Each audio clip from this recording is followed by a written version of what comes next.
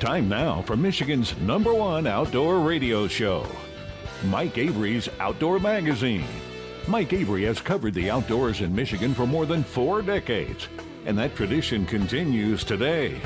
Outdoor Magazine is brought to you by Jay's Sporting Goods, the Yater Insurance Group, Angler Quest Pontoons, the Forward Corporation, Security Credit Union, Offshore Tackle, Hammond Drives and Equipment, Garber Chevrolet, the West Branch Visitors Bureau, Rapid River Knife Works, and by Michigan Brand Meats.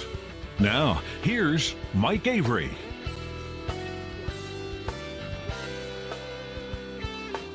Well, thank you, Ken Hunter, for that introduction. And welcome. Welcome to another edition of the Outdoor Magazine radio show. Here on the Outdoor Magazine radio network on more than 30 radio stations across the great state of Michigan, and so glad to have you along with me as we continue to celebrate the outdoor lifestyle, the history and tradition of hunting and shooting and fishing and trapping and all things good, all things wholesome, all things biologically sound, all things biologically necessary, all things legal, and if you want to take it one step further, ordained by God. I mean, what more authority do you need to go outdoors? I don't think you need any more. And this is a great time of year to do it, right? Summertime's starting to wrap up. Now, some people look at this and go, I don't want summertime to go away. And I get that. I think a lot of people listening to this show are going to go, yeah, I'm ready for summertime to go away. Let's get into the fall. And I get that too. Right now, though, you look across our state, I think the most exciting thing going on and the thing that has the most interest is Lake Michigan salmon fishing. Salmon fishing on Lake Michigan on the west side of the state on fire right now. I used to be a huge, avid, hardcore Lake Michigan salmon fisherman. Back in the day, this first week of August here, I was always on Lake Michigan. Early on, it was fishing out of Muskegon, then it was Manistee, then it was Frankfort. We fished hard. We'd take like a week and a half off, a week and a half off, just go over there and fish. That's when my dad was around. And you know, I still am fascinated by Lake Michigan salmon fishing. I still love it. I still get the appeal. But I really don't do it much at all anymore. It's kind of weird. It was one of those things that I did with my dad, and now that he's not here, it's like, But I also used to walleye fish with my dad on Saginaw Bay, and I still love to do that. So I don't know. There's just something about salmon fishing. You know what? Maybe it's the fact I don't like getting up at 3:30 in the morning to go fishing. Honestly, maybe that's what it boils down to. But the fishing on Lake Michigan right now is on fire. Big king salmon, screamers. Man, you want to have good equipment for the kings, right? Because when they take off, they're going to put stress on your line, your swivels, your hooks, your bait, your rod, your reel, the drag on your reel. Something I never take into account on Saginaw Bay. You better have that thing on Lake Michigan ready to rock.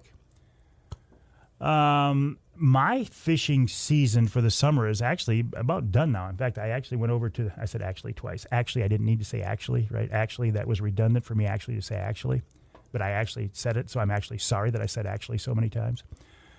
I'm starting to take the equipment off the Angler Quest because I'm done fishing for the summer. Now it was an interesting summer, a weird summer, a strange summer. I got the boat so late this year. I fished hard for about 3 weeks, and then I had to move on to other things. I had the golf outing here recently, and now I'm getting ready to go to a bear hunt in White River, Ontario, Canada. In fact, I picked up my crossbow, which is what I'll be using, at Jay's the other day. I had those guys take a look at it. Now, here's something to keep in mind. If you're going to shoot one of these new high-tech, high-energy, high-speed crossbows, there's a lot of energy stored there. So you want to make sure that your cables and your strings are in good shape. So take it back to a dealer. This is not something you can do, not something most people can do. Take it back to a dealer. I choose Jay's Sporting Goods. They go over it, they check it out, and they told me, Mike, you need new cables and a new string. And I pretty much knew that, right? Because as much as I shoot, I need to do that every year. Now, most manufacturers will say do this every other year. No, it's a safer bet to do it every year. In fact, the first year I got that bow, I had to replace them twice in that first year. this is not an inexpensive thing. You know, you go out and spend over $1,000 on a new crossbow, you're probably not thinking, hey, I'm going to have to spend roughly $150 on cable, strings, and labor to get those things replaced every year. But you do. Don't forget that. Don't take the easy way out. Don't take the cheap way out. It's just not worth it. So my bow, a thermocell, I got to make sure I got enough thermocell pads. You do not go into Canada in the middle of August on a bear hunt without having a fully stocked supply of thermocell products, meaning the thermocell itself, the pads, the butane. These things are the real deal. I don't know if you've discovered Thermacell yet. I have no vested interest in this company. They're not an advertising partner of mine. I wish they were, because they are one of those products that absolutely works. You can take a Thermacell.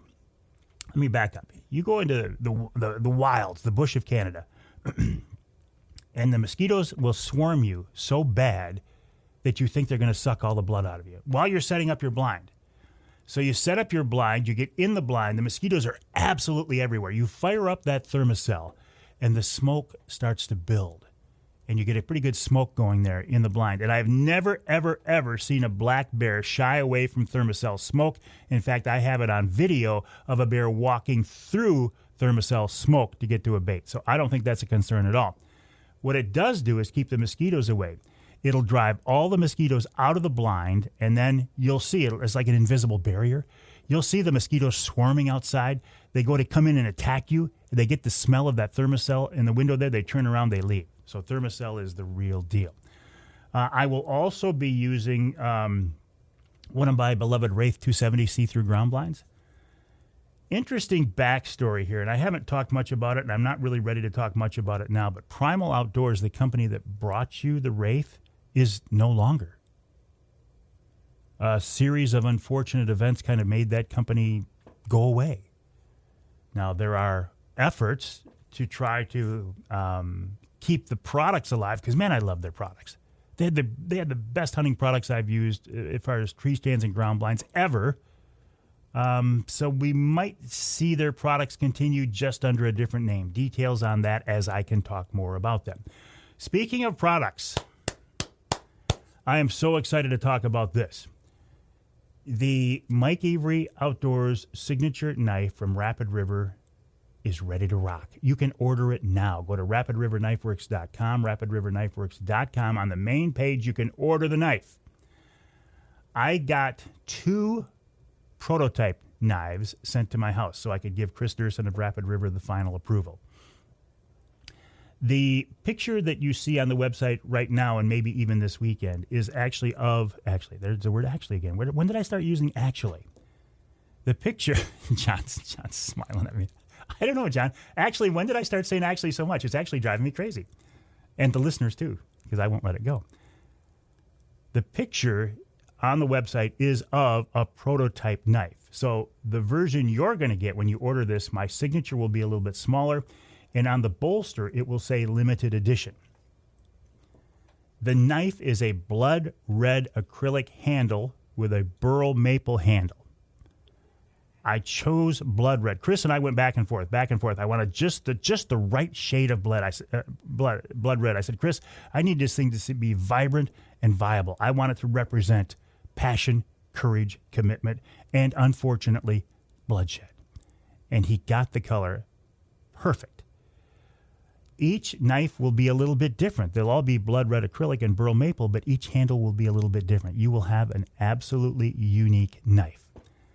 Now, the cool thing about this, at least from my perspective, is the proceeds from this knife are going to a group called Outdoor Driven.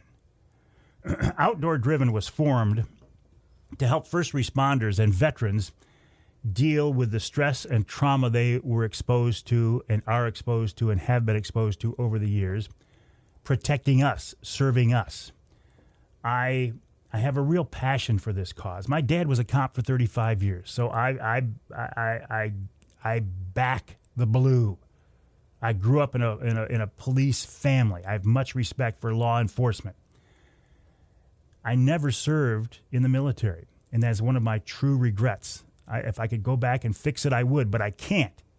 So what I do now is try to make up for it. And one of the ways is by doing this Mike Avery Outdoors signature knife from Rapid River with the proceeds going to Outdoor Driven, and they're going to use that money to take first responders and veterans on outdoor adventures to help them deal with the stress and the trauma that they've been exposed to. Go to rapidriverknifeworks.com, rapidriverknifeworks.com. It's on the front page. You can order now. Knives will probably not be shipped until the first week of September. And keep in mind, you cannot use the promo code Avery15 on these knives because we don't want to knock the profit off the top because that's the money that's going to go to Outdoor Driven. So go to rapidriverknifeworks.com, order the Mike Avery signature knife for proceeds going to Outdoor Driven. You can order now, and you'll have it in just a few weeks. Thank you, Kris Duerson of Rapid River, for working with me on this project. I could not be more excited about it, and I could not be happier with how this knife has turned out.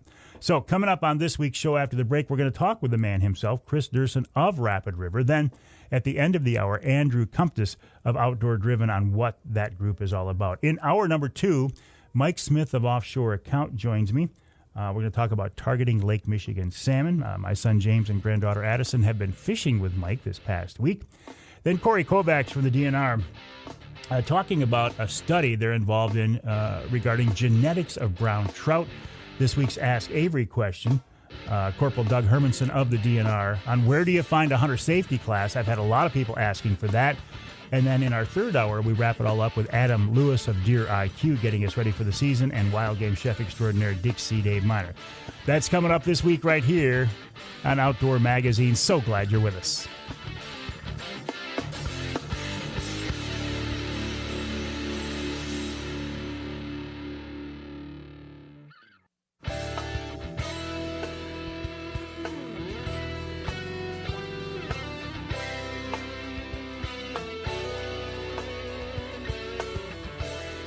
You can hear the Outdoor Magazine show in Battle Creek on WBCK 95.3 FM.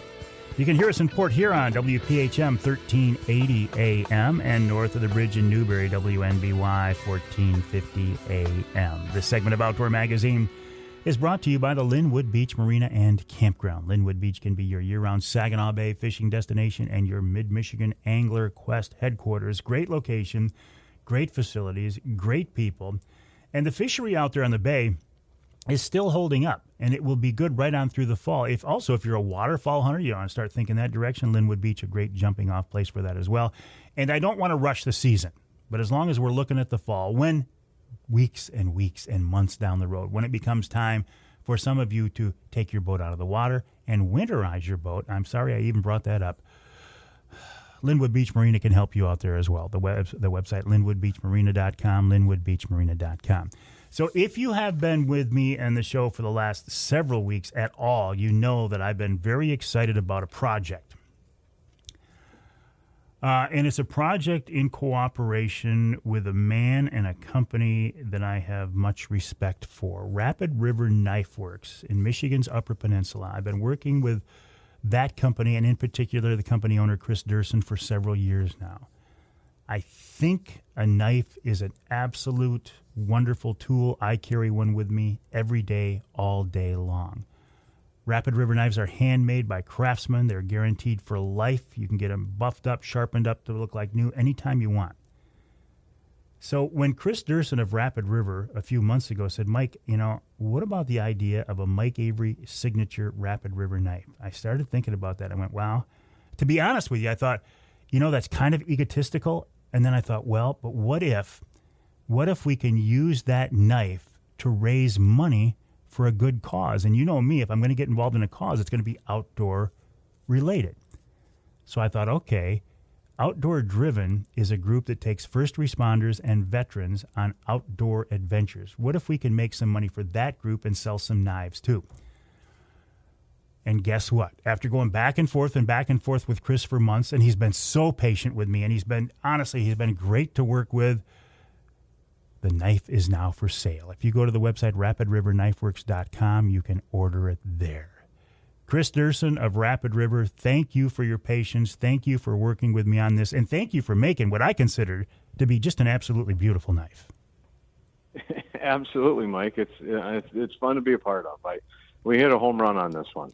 I think we did. I think it's a combination. It's for a good cause, and it's unique. I mean, one of the things I wanted from you, I said, look, I need a vibrant, viable, blood red acrylic. And you nailed it, Kris. You were not making this color before now, were you? We were not. No. I think you and I probably went through about a dozen colors of red until we got it right. And I never knew there were so many shades of red, but we did it. We got it right. It looks amazing, and I think it's just a great project, a great cause. Outdoor Driven is a great organization, and I'm just excited to be a part of all of this. These collaborations are the most fun part of what we do. And I've learned a lot from this too. You're telling me, look at when we mix up this acrylic, if we put one more or one less drop into a formula, it can change the whole look of the product. Absolutely. So we have our crazy little chemist book when we're making all these things, and it literally comes right down to it can be a single drop of the dye that you put in the acrylics. It'll completely change the entire look and the entire color of the handle. So we kept track of everything that we were doing and what we liked, what we didn't like, and and you adjust. Like if it's too dark, then you put a little bit less, or you add a little more pearl fleck in it, and all that kind of stuff. It gets kind of complicated, but we got it, and I think it's a home run. It's an absolutely gorgeous color, and it's a great knife. Yeah, I really do like it. It is what I'm calling blood red acrylic, and then the rest of the handle's burl. Is it burl maple or maple burl? How do you say it? Well, you can say either way, but okay. I would say maple burl. Maple burl. So it's the big nasty ball that grows on the side of a tree, and we end up cutting those burls. We cut the caps off of them because when you look at the side of that knife, I think last week somebody had said it looked like the side of a mountain, right? Yes, they did. Looked like a mountain. Well, it really does. It's kind of amazing. Some of the times it looks like there's little islands inside of a lake. You never know where you're going to get with a burl. It's a fingerprint. There's no two alike. And so that's another thing that makes these knives unique is there are going to be no two knives that are identical at all. Every single knife is unique. Yeah, thank you for bringing that up. Every one of these knives will be the blood red acrylic and the maple burl, but it'll be their own unique pattern. When on the side of this knife, it's going to say limited edition, but it's not just limited edition. It's each one of these limited edition knives is absolutely unique and different. Yeah, I mean, essentially they're all one of a kind. The blades and the frames and everything will all be the same on the pocket knife, but every single handle is going to be completely different. They're all going to be beautiful. That's the fun part about building these is you get started on them. By the time you get them sanded down, they look completely different. But they're gorgeous. They're gorgeous knives. When we made some and we put them in our case just to see what they look like. And when you walk by this particular case, your eyes are instantly drawn to that knife. Instantly. Yeah. Because it's just you get the burl with that light color maple, and then you throw that blood red acrylic in there, and it's just striking. They're beautiful. How do you? And I'm not looking for any trade secrets, but how do you make that handle? How do you combine those two different materials into one handle? So there's a lot of steps. The first thing we do is we stabilize the maple burl. So burls are very unstable, meaning they're always wanting to move and crack and expand and shrink. So we stabilize that. Essentially, we push all the moisture and oxygen out of the wood, and we shove acrylic epoxy in with a lot of pressure. So that maple is now almost a piece of plastic. After that, we build molds that like for a block, and we pour acrylics in all the way around. That's already been mixed with the blood red color. We pour that in around the maple burl, and then we seal it up and put a whole bunch of pressure to it, and we let it harden. and we pull it out, it's a solid block with the burl and the acrylic together. All the air pockets are out of it. Everything's just a solid piece. Then we cut them according to size based on what knife we're building. So you make one big block and then you shape it down. Molds in the shop. Gotcha. Yeah. This sounds, honestly, it sounds pretty labor intensive. It really is. We make a lot of knives, but these are the most labor intensive. It takes extremely skilled people to make that acrylic block. It takes very skilled people to finish that. I mean, I have a lot of really good knife makers, and some can sand on it and finish it and polish it right, and some just can't. When that acrylic it's so polished at the end that you can't have any scratches in it. So we take it all to about a 2,000 grit at the end. There goes from 80 grit to 320 to 600 to 800 to 1,200, and then finally to 2,000 before we even start hand polishing. But the end results speak for themselves. Oh, absolutely. I could not be happier with this. Now, it's important to point out here, too, a couple of things.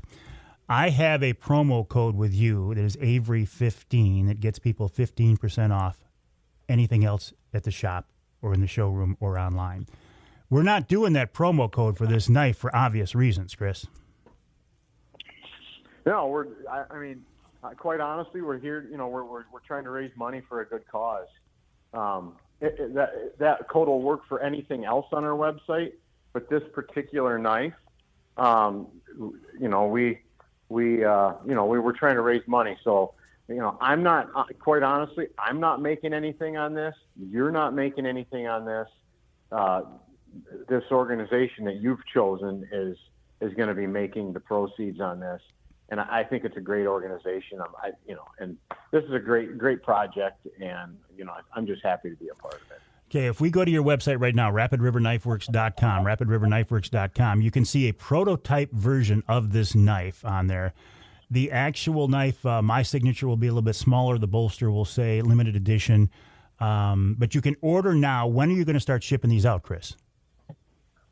We're going to start. We already started making the blocks. Which is probably the longest. So I'm thinking probably the week after next we'll start shipping the original, the first few orders.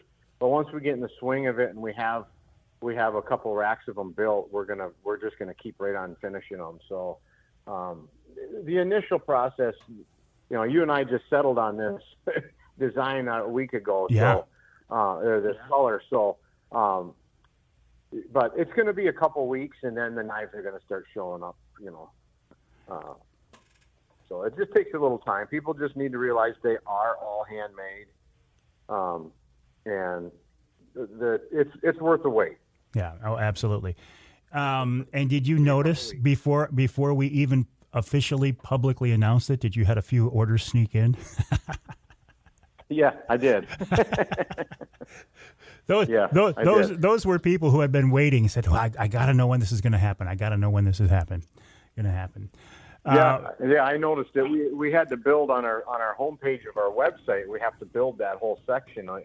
You get into the homepage, you scroll down 2 images, and it's right there under new products, and so people watch our website all the time. Some people got in there and saw it.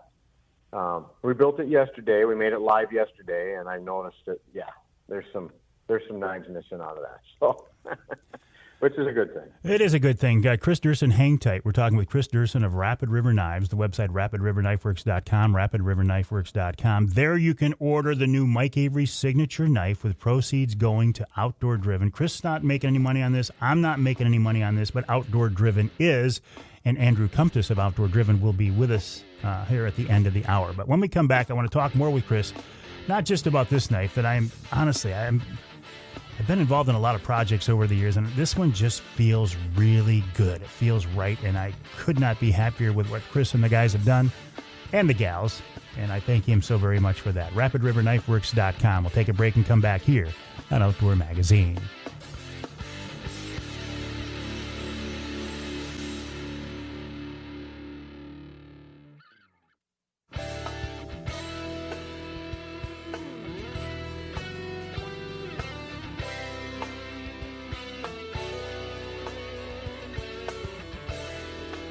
You can hear the Outdoor Magazine show on more than 30 stations across our great state of Michigan, including WKYO in Caro 1360 AM and WIDL in Caro, also 92.1 FM. You can hear us in Lansing on WILS 1320 AM, and you can hear us north of the bridge in Marquette, WDMJ 1320 AM as well. This segment of Outdoor Magazine brought to you by VersaSkins, Michigan-based family-owned VersaSkins. You know I love that. Just change your skin for the season you're in. Why buy a bunch of different sets of expensive hunting clothes when you can buy one good quality set and snap on and zip on an outer shell of a different camo pattern? It's genius. Paul Perone of VersaSkins will be at the Big Woods and Water Outdoor Weekend coming up the 5th, 6th, and 7th of September. You can check out the products in person or go to the website rapidriverknifeworks.com or go to amazon.com and do a search for VersaSkins brand. Just change your skin for the season you're in. Michigan-based, family-owned VersaSkins. I love Michigan-based, family-owned companies. Maybe that's one of the reasons why I love Rapid River Knife Works so much. Kris, the story of Rapid River is kind of an interesting story. Remind us how you got to where you are today. Yeah, I mean, it started 25 years ago. I went to Lake Superior State University and got a degree in robotical engineering. And I thought, well, I don't really want to live down, I don't want to work in the auto industry. And at the time, that's where the robots were, right? So I thought, I'm going to take 1 year and I'm going to start a knife company. And so I started a knife company in my dad's garage with one buffer and one grinder, and just worked at it. And we've just grown every single year. But we're up to 21 full-time employees now. A lot of knife makers, a lot of talented people that have been with me since day one. I'm very fortunate to have a really good crew. But it's just been 25 years of starting from absolutely nothing to what we have now. It's just incredible to see. How long does it take you to teach somebody to become a knife maker? Years. So when I originally started the company, I had left Marble Arms in Gladstone. At the time, they were starting to struggle a little bit, and I could kind of read the writing on the wall, so I left. And a year later, they had filed for bankruptcy, so I hired the best person from each department to come work with me. And I think almost all of them are still with me. After that group of people that lost their jobs at Marbles, after them, it's very difficult. I mean, you can't just hire somebody and have them start at 8 o'clock in the morning and have them making knives by noon. It can take years. Everything's different. When we talked about the acrylic handle on your Signature Series knife, that takes an extremely skilled set of hands to be able to sand that and not completely ruin the handle. You can ruin that handle in 5 seconds if you have the wrong person working on it. So and then the knife grinding, the blade grinding, everything is completely different, and it takes a different set of skills and the right person to do it. So, I kind of approach it with, I'm looking for really good, hardworking people that care about the product and care about, what they're doing and really enjoy what they're doing. And, we'll put 5 years into somebody. If they want to be there, we want them there, So we'll teach them. It just takes a long time. It's an art. It's a skill. It's nothing that you can just go learn in school.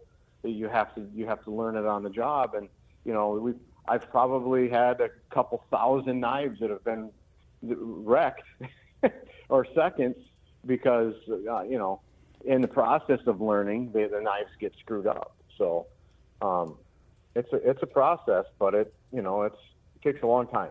So when I say handmade by craftsmen, that's not an exaggeration. Not at all. No, we've got 10 Burr King grinders in the shop. They all take different sanding belts, and there's somebody standing at each one of those machines every day, Monday through Friday, and they're all doing a different part of the process. So yeah, and that's just finishing of the handles, and then you've got the blade grinding and the sharpening and the polishing. There's a lot of steps. Well, I also like the fact, just recently too, I don't know if you guys some different marketing people or what, but you're everywhere now. Every time I go on social media, I see Rapid River Knives. So if you can plug me into that whole machine, I would appreciate that very much too, because you guys are doing a great job. Oh, when's the next giveaway coming up? By the way, the adventure. Well, so we're working on that. It's looking like it's about 99% looking like we're going to be doing an actual whitetail hunt, muzzleloader hunt in Ohio in the first week in January. Excellent. I'm thinking that's what it's going to be. That's what it's looking like right now, and then and we've got some other stuff lined up for next spring and next summer. All right, Chris, keep me informed. I figured out. I finally convinced myself that I'm not good at doing Facebook or Instagram posts or marketing. So I hired an entire marketing firm. These guys are awesome. They're out of Sault Ste. Marie, Michigan. Bunch of UP guys, and they get my brand, and it's working. They're doing a great job. Kris Duerson of Rapid River Knives, the website rapidriverknifeworks.com, rapidriverknifeworks.com. If you go there right now, you can order one of the Mike Avery signature knives. They are absolutely beautiful. Proceeds going to Outdoor Driven. Thank you, Kris Duerson, for working with me on this. Thank you for being so patient and diligent. I think we've got a real nice knife here. We'll take a break. When we come back, Andrew Comtois from Outdoor Driven, the group that we're going to be sending some money their direction. Thanks, Kris.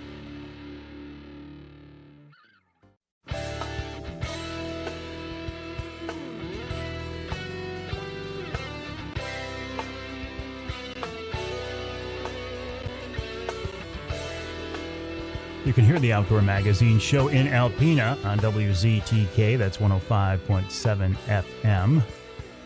You can hear us in Sandusky in the Thumb, WMIC, 660 AM, 95.3 FM. And you can hear us north of the bridge in the Sioux on WKNW, 1400 AM.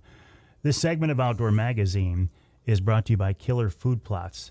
It is the food plot planting season. You've got money invested, you've got time invested, you've got sweat invested. Why not get the best results that you possibly can?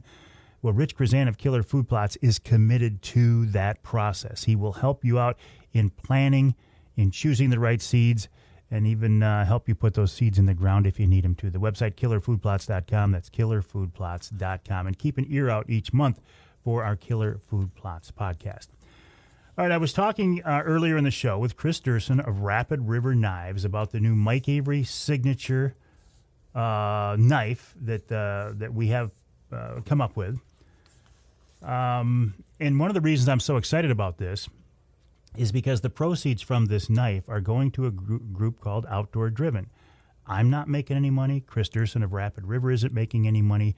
But each knife sold will generate money for Outdoor Driven. Andrew Comtois is the guy behind Outdoor Driven, and he's with us now on the Outdoor Magazine phone line. Andrew, welcome back. How are you?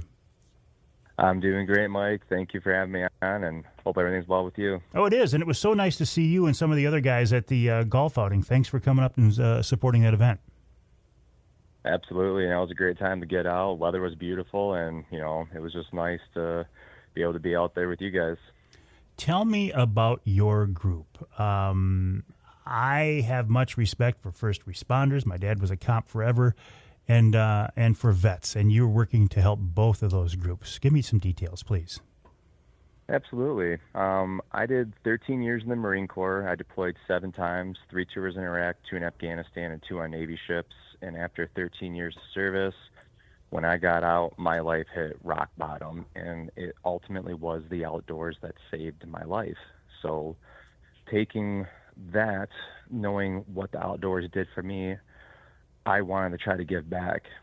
I've lost a lot of brothers, and just recently, a close friend of mine, she took her own life for suicide, and I wanted to try to help out, and that's when I created Outdoor Driven. Like you stated, we take veterans and first responders on outdoor trips. hunting, fishing, horseback riding, archery, shooting, golf, anything that we can do to get our servicemen back in the outdoors. And a big thing that we are really proud of is the fact that we financially cover the cost of everything but travel. So food, lodging, licenses, guide fees, if it's special equipment that's needed for that type of trip, we financially cover the cost of that. And with that being said, myself, my board members, all of my reps, none of us take a penny from Outdoor Driven. So 100% of the proceeds goes right back in. And when you presented this knife opportunity for us, I was beyond blessed because, the finances that we can get from these knives, 100% of that goes right back in supporting our mission. Excellent.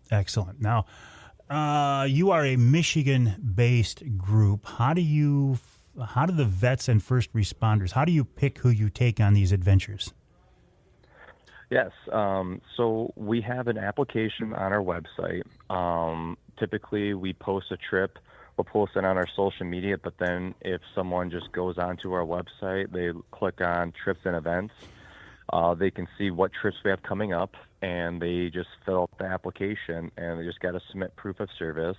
And a cool thing that we love seeing is nominations. So, Mike, if you happen to know, like a veteran or a first responder that you want to nominate from one of our trips, you can personally go on there, fill out the application, and submit it.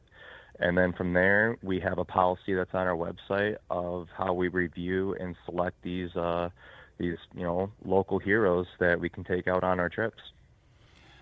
You and I did not get to take a group out this summer because my summer fishing season was a little different this year, but we will definitely do this next year. What if somebody is a guide or an outfitter or something who wants to get involved in this? How does that process work?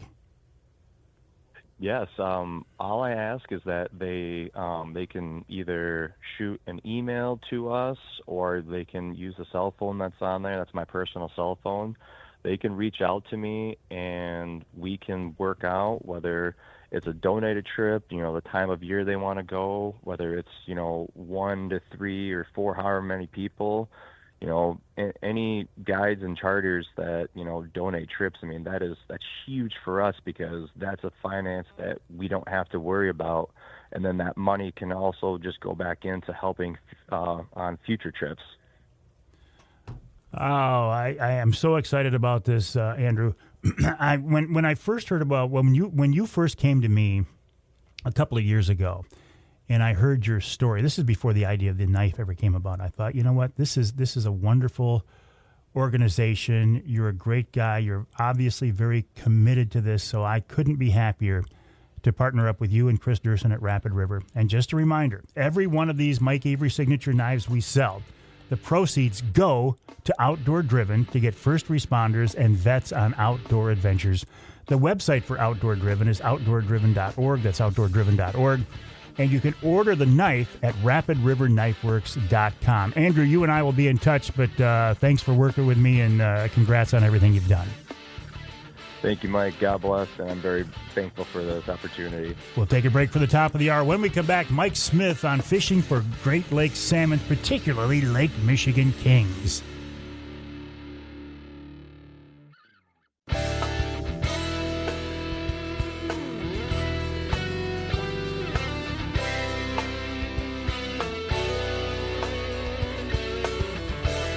Time now for Michigan's #1 outdoor radio show, Mike Avery's Outdoor Magazine. Mike Avery has covered the outdoors in Michigan for more than 4 decades, and that tradition continues today. Outdoor Magazine is brought to you by Jay's Sporting Goods, the Yater Insurance Group, Angler Quest Pontoons, The Forward Corporation, Security Credit Union, Offshore Tackle, Hammond Drives and Equipment, Garber Chevrolet, the West Branch Visitors Bureau, Rapid River Knife Works, and by Michigan Brand Meats. Now, here's Mike Avery. Well, thank you, Ken Hunter, for that introduction, and welcome to hour number 2 of this week's Outdoor Magazine radio show right here on the Outdoor Magazine radio network on more than 30 radio stations across our great state of Michigan. And I do believe, and I say this every week, but I do believe this, the best way to listen to the show, if you can, is on your local radio station, your local AM or FM affiliate, because this is, Charlie, can you try switching inputs or something maybe on the phones? Charlie at one time talked me into buying new headphones because that was better, because he was convinced my headphones were bad. Now I think it's just a jack here in the studio, but I have new headphones as a result of it. So thank you for that, Charlie. I think the best way to listen to the show, if you can, is on your local radio station. If you can't, if your local station doesn't carry all 3 hours, or if you live in some small part of our state not covered by the broadcast signal, there is a podcast version of the show available. Now, each week I have the discussion about broadcast versus podcast, broadcast versus podcast. It drives me crazy. You don't care. I get that. You can hear the podcast version of the Outdoor Magazine radio show on my website, MikeAveryOutdoors.com. It's also on my Facebook page. It's on all of the other podcast platforms like Spotify, TuneIn, Stitcher, Odyssey, iHeartRadio. You know them all by now.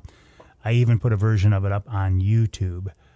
And I do like podcasting, though. Each month I do podcasts for some of my advertising partners, including Angler Quest Boats, Killer Food Plots. And today, when we're done here in the studio recording this week's radio show, I will record this month's Offshore Tackle podcast. So keep an ear out for that. I would certainly appreciate it. In the first hour of the show, I was talking about, what is the hottest thing in the outdoors in Michigan right now this time of year? And it's probably Lake Michigan salmon fishing. This first 2 weeks in August, it's like the salmon fishing is on fire. If you have never fished for Great Lakes salmon, I would encourage you to give it a try. If you have a boat that is capable of getting out there, get out there and give it a try. If you don't, book a captain, book a charter. There is nothing like it to watch the sun come up on the big lake and hook into a screamer. And a screamer is a big king Chinook salmon that just takes off and goes. You can your line is just screaming off that reel. They are the hardest fighting fish I have ever caught in Michigan, and they taste great too. There's no downside to it. Well, there is. The downside to fishing kings these days is the water's so clear you got to get up at 3:30 in the morning, or pretty darn close to it. I have much respect for the captains who go out there and do this day after day and even run doubles. Can you imagine how bone tired you would be after getting up a couple hours before daylight, fishing till noon in the morning, going back out there in the evening and doing it day after day after day? Mike Smith is a guy that I have gotten to know pretty well here the last couple of years. I first met him through my son, James. He's a friend of my son, James. Mike is a hardcore outdoorsman. He has offshore account, Sportfishing, offshoreaccount.com is the website, and he's with us now on the Outdoor Magazine phone line. Mike, welcome back. How are you? I'm doing great, Mike. Thanks for having me back. Always a pleasure. Listen, my son, James, and my granddaughter, Addie, were fishing with you earlier in the week, and it looks like you guys had a riot. Yeah, we were struggling to get some fish going, and I told Addie to pick lures out of the box, and the bait she picked out goes out on the line, and within about 30 seconds it had a fish on it. And not a spoon you would have picked. Didn't even remember that I owned that one. So now you're calling it the Addie spoon. And it's been on a rod every day that we went out since then. And I noticed the other day you were out with James, just you guys, and you really got into him, didn't you? Yeah, for only having 6 rods in the water, and most of the time we were down to less than that because of the action. We were 12 fish on and 6 fish in the boat by 7 o'clock in the morning. We had our hands full. So what time did you go out and get set up to be done by mid-morning like that? We typically, as far as charters, I'll be leaving the dock at 5. That morning we left at 4:30, and we had already decided that we were going to hit the very first primetime bite and try to probably be back to the pier heads by 8 or 8:30 because we both wanted a nap. So where are you getting your fish now, Mike? Are you first of all, are you fishing out of Ludington or Manistee or Frankfort or what? We're out of Manistee. We run all over. We fish a lot down by Big Point Sable and all the water between there and Manistee. The other night when Addie was with us, it was flat, calm, and you don't get that many days on Lake Michigan, so we actually made a 30-mile run south Ludington to try some new water for the night. Did it pay off? We did okay. It wasn't as good as we were hoping. We had some debacles with tangles and fish messing up lines when we were getting bit. That kind of took some stuff out of the game, but it was still a good night of fishing. A 30-mile run. To me, that's crazy, Mike. It was a long ride. It was definitely a long ride. Yeah. So you're one of those guys I find in an interesting position because you fish as much as a guy who is a full-time charter, yet you still have a full-time real job on the side. How do you do this? Using my vacation, the shift work aspect of my job works out pretty good, and then when it really comes down to it, you're going to lose some sleep. If you want to fish, you're going to lose some sleep. So what's the ultimate goal? Eventually you retire and do this full-time? Yeah, that's a retirement thing. Right now it's a nice little side hobby, and I try to do as much as absolutely possible with working full-time and trying to build the business as much as I can to when that day comes. Well, you fish Lake Erie, walleye. You fish Saginaw Bay, walleye. You fish Lake Michigan kings. Is there anything I left out? Oh, ice fishermen. Ice fishermen. Yeah. Ice fishing. Yep, the ice fishing. Once in a while, we go chase panfish when the right days permit. But typically, it's the walleye and salmon. So how do you gear up your boat for salmon? It's a whole different world than walleye, where you really don't care what your gear looks like because the walleye aren't going to put a strain on it. Yeah, every ounce of walleye tackle comes out of the boat. Then I leave my downriggers on year-round for the extra rod holders, so those are there. But then we're loading up our wire diver rods, all of our coppers and steels and lead cores, because with salmon, everything's a specific rod. You can't just let your flicker minnow 7 back an extra feet, 50 feet and get down to them. You got to grab a whole different rod when the thermocline changes, and it's a lot more gear. It's definitely a crowded boat when it comes down to it. So what does your setup look like when you head out on an average morning? What are you putting out in what order? And does that order matter? I think the order is relative to the boat. I know some friends on big boats that they'll send their boards out first with the motion of the boat going. We have to stop, start the kicker motor and get the autopilot running. So the first thing I'm doing is I'm putting my downrigger down with my fish hawk probe, figuring out where that thermocline temp is, and then that dictates how far we're going to run out our wire divers, which we're going to run a high wire diver and a low wire diver on each side, and then also dictates what we're running for boards. If we might need a 300 copper one day, or we might have to go to the 400s if the thermocline gets really deep. So it really just depends, and we start off with that, like I said, that probe downrigger, and that gives us the information to go with what rods we need. Okay, help me out here. Wire diver. I have fished Dipsy divers. Is it the same thing, just on wire line? Yes. Yep. Instead of running braid or monofilament on your diver, we're running 30-pound stainless steel wire to the divers. So that allows you to get deeper, faster, quicker? Yes, cuts the water better and gets you more depth for the same amount of line out versus, say, monofilament. Okay, so high diver versus low diver or deep diver. Pretty self-explanatory? Yeah, so the high diver is actually a smaller diver with a smaller weight, and that's going on a 3 setting, so it pulls further away from the boat. And our low divers are going to be a bigger weight, bigger diver, and they're set on a 1, so they're slightly pulling away but pulling more down. And that's how we get away with running 2 on each side. And copper and steel. Look, I'm familiar with lead core, but what's copper? Copper, steel, it's all the same premise as lead core, just you're getting shorter segments. So say your 10-color lead core is 300 feet. A 300-foot copper or steel is going to get you more depth than that 10-color lead core would. You'd have to have more lead core out to achieve the same depth as the 300. So then are your deepest baits, do you put those down on downriggers or something else? Typically, with the ones we're fishing the deepest on my boat are going to be on a downrigger, and then the divers will stretch out and get down there too. We try to keep the boards up closer to the thermocline, occasionally throw one that, a longer lead that's deeper into colder water. But the downriggers are just easier, especially on my smaller boat, to be able to flex up and down through the column and try to figure out where the fish are and what they want. We're talking with Mike Smith of Offshore Account Sportfishing, the website offshoreaccount.com. That's offshoreaccount.com. Got to take a break here in the Outdoor Magazine show. Mike, stand by if you could. When we come back, I want to talk with you a little bit more. I want to talk with Mike about thermoclines, because that's something I'm not familiar with. I mean, look, I used to be, like I said, I used to be a big Lake Michigan salmon fisherman. When James was young, we used to be over there all the time. And he'd go over there with my dad too. But I don't know, it's just kind of not the same anymore. I don't know, but I'm telling you what, it is addicting. If you have not done it and you like to fish, you need to fish Lake Michigan king salmon. It is a riot.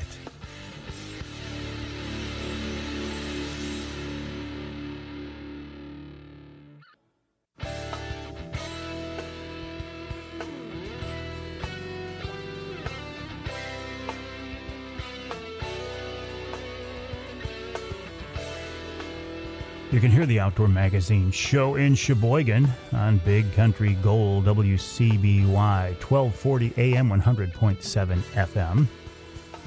You can hear us in Houghton Lake on the Twister, 92.1 WTWS.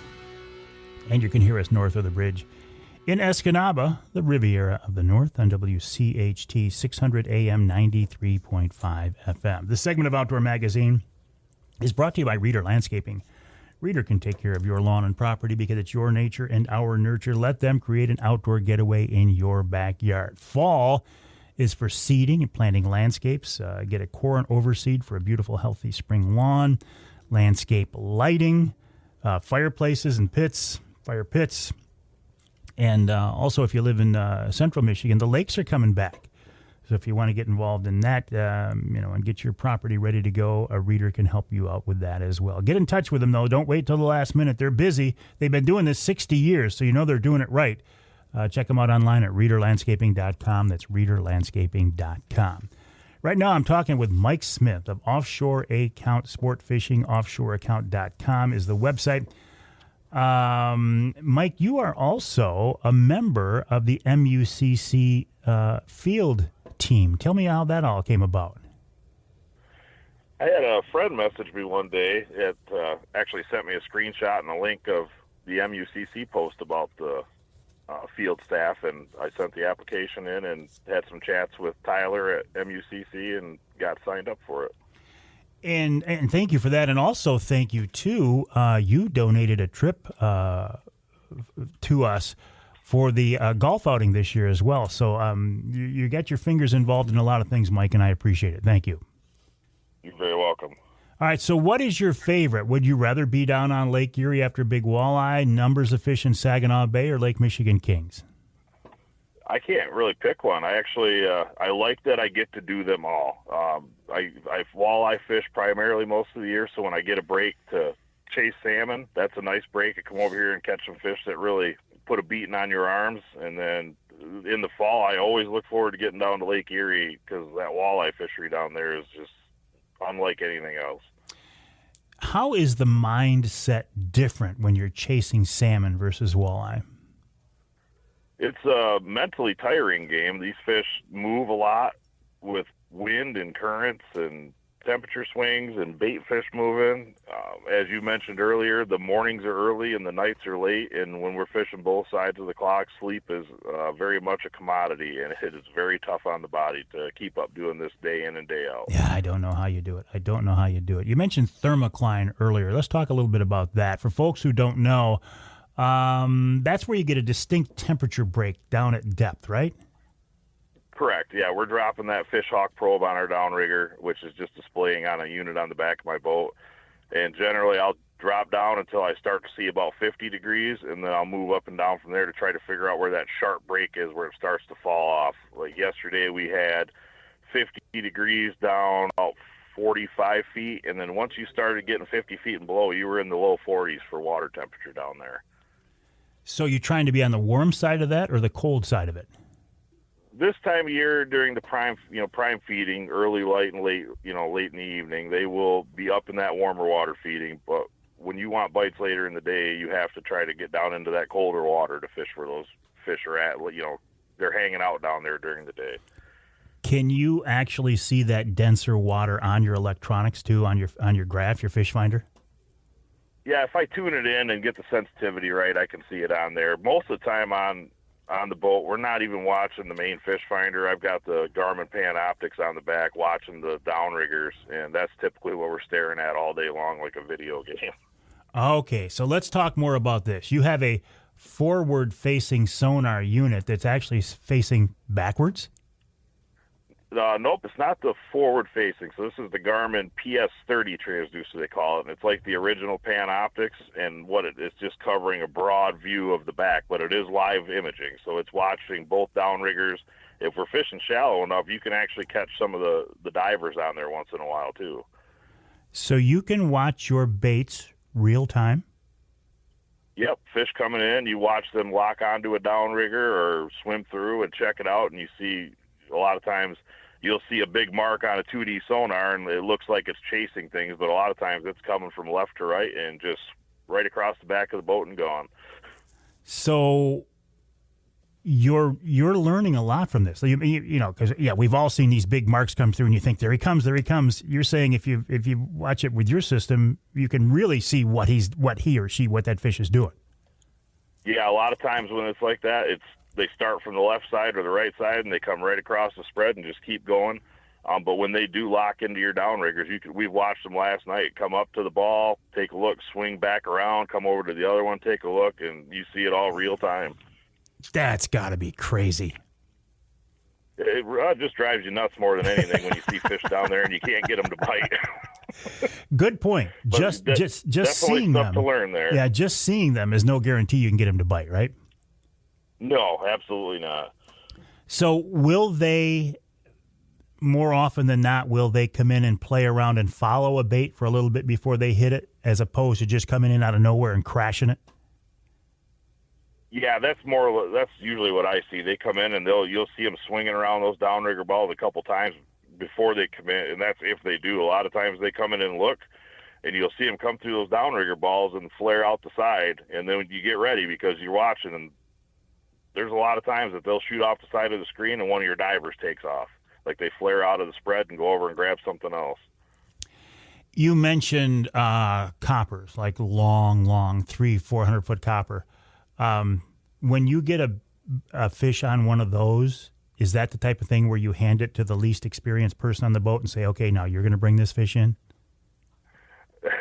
Always the new person on the boat is the first one to grab it, and then they're not in a hurry to come back and do it again.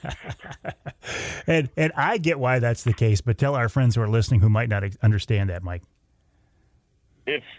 Those lines aren't even that much fun to reel in with no fish on them. Unfortunately, we have to run them. If you're going to have any kind of spread out here and get down to depth, you've got to be running that, and they catch fish. I mean, they're far away from the boat. It's just more of a stealth approach and still getting down to where those fish are.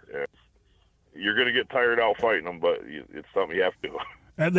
Right. It's like walleye on lead court, right? They catch fish, so you got to run them because they catch fish. Exactly. If you want to catch fish, you got to have certain things in the water. Some of them just aren't the most fun to reel them in on. So you're targeting kings, Chinook. Are you seeing any coho yet? Any steelhead? Any browns? Any Lakers? We've caught a few coho. We haven't got any steelhead or browns yet. I know other people have.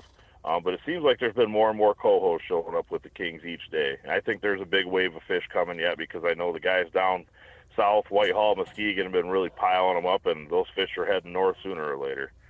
Any size to the coho at all? We had one the other day. It was about 8 pounds. It was a nice little coho. Nice, yeah. Okay, so this time of year, you're kind of out by yourself. I know you. If you could fish with nobody around, you would. But as the season progresses, these fish are going to go into the river mouths. Will you stay away from the pack and keep looking for those loner fish out there, or will you go in and combat fish with the other folks? When the time is right, I will fish across the pier heads with a limited spread. We won't run every rod that we possibly can. I mean, even out on the shelf right now where everybody's fishing, traffic is nuts some days. There are a lot of people over here fishing.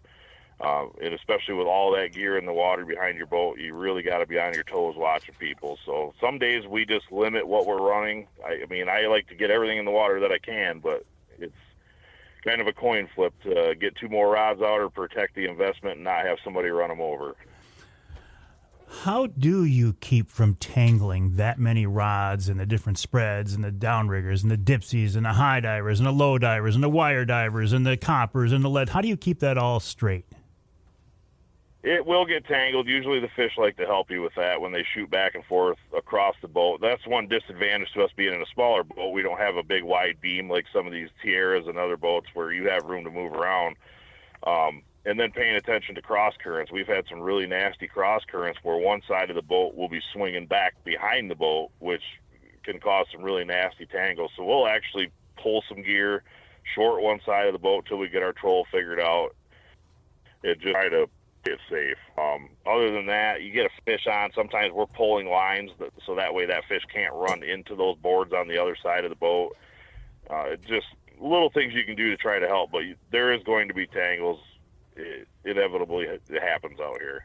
You know, you say smaller boat. Actually, your boat is a beautiful rig. I've seen it many times out there on Saginaw Bay. But the fact that it's not a 32-foot tier, I think, is interesting because you can follow the fish like to Lake Erie and Saginaw Bay. So in some ways, not some, in a lot of ways, it's a real asset, isn't it? Yeah, everything's got its benefit, and there's days where those guys are going to leave the dock and fish, and I won't. But just like the other day when we didn't hesitate to jump up and make a 30-mile run, it's not expensive to do in my boat, and we can cruise pretty good down there. I mean, we had 30-mile run at 40, 45 miles an hour at a nice cruise, and felt like we were there in no time. So how late into the season will you target those kings before you make a move to another fishery? I usually do the month of August. I'll wrap up over here around Labor Day.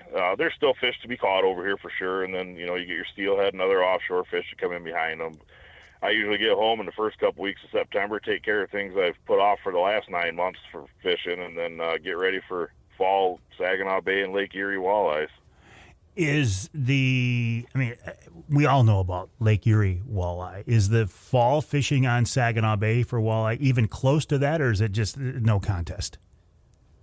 Lake Erie usually has it beat hands down, but come around the gun season opener is typically a good benchmark for Saginaw Bay. We'll have some really nice fish showing up in better numbers, and you can put together some really nice boxes of fish out there in the fall. So do you have openings? If I go to your website right now, offshoreaccount.com, I see a tab that says book a trip. Do you have openings? Can I get out on the water with you right now? Yes, I do. Excellent. Mike, listen, always a pleasure. You've helped me out a lot in finding fish on Saginaw Bay. You've also helped out a lot of the different activities I've been involved in, and I can't thank you enough for that. The website, offshoreaccount.com, offshoreaccount.com.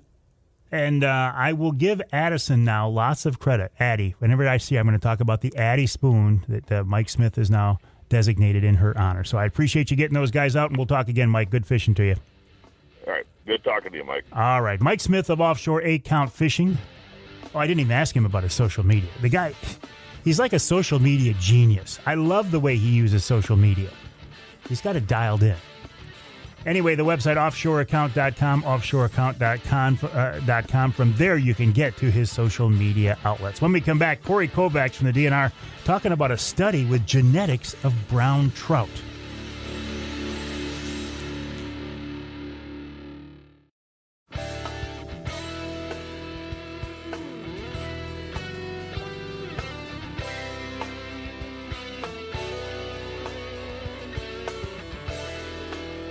You can hear the Outdoor Magazine show in Houghton Lake on 98.5 WUPS. You can hear us in Holland on WHTC 1450 AM, 99.7 FM. And you can hear us north of the bridge. Let me look for another station north of the bridge. Let's go to Manistee, WTIQ 1490 AM, 95.3 FM. This segment of Outdoor Magazine brought to you by the Truck Trolley. There comes a point when you just don't want to be jumping up and back into the bed of your truck, and you don't want to use the old man hook like I used to have, right? so I could stretch up there and reach the front of the bed and pull everything back. Now I don't even worry about it.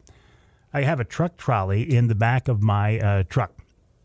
So I just load up the truck trolley and I slide it out when I need to get to something to the front of the bed. It is absolutely beautiful. Yet the truck trolley can be quickly removed so you don't lose the space on your bed. Or say you want to haul gravel or rocks or sand or something.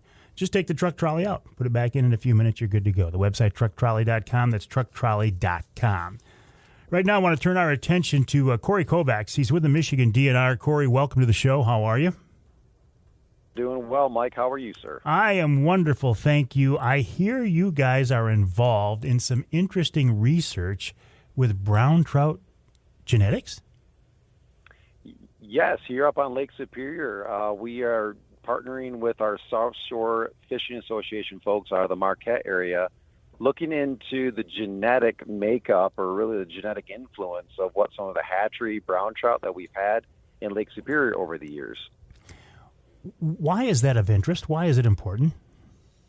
You know, what we're looking into is we know a lot of anglers are interacting and encountering brown trout on a frequent basis here along the Lake Superior Lakeshore, the South Shore in particular. So we do know our partners there in Wisconsin DNR, they stock a C. forellin strain.